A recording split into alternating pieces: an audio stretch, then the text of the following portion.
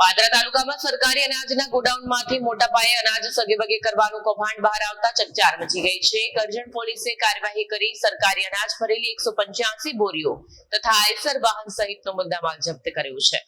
પ્રાપ્ત માહિતી મુજબ પાદરાના સરકારી અનાજના ગોડાઉનમાંથી સરકારી અનાજનો જથ્થો ગેરરીતિપૂર્વક ભરીને લઈ જવાઈ રહ્યો હતો।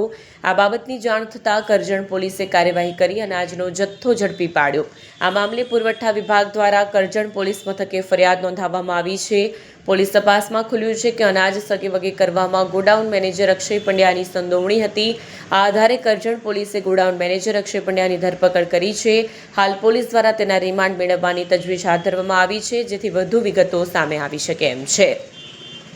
સરકારી અનાજ જેવી મહત્વની સહાયમાં ગેરરીતિ સામે આવતા પુરવઠા વિભાગ અને પોલીસ દ્વારા કડક કાર્યવાહી હાથ ધરવામાં આવી છે। સમગ્ર મામલે વધુ તપાસ ચાલુ છે। વિડીયો જર્નાલિસ્ટ જેસલ વસાવા સાથે સત્યા ટીવી ન્યૂઝ સિનોર।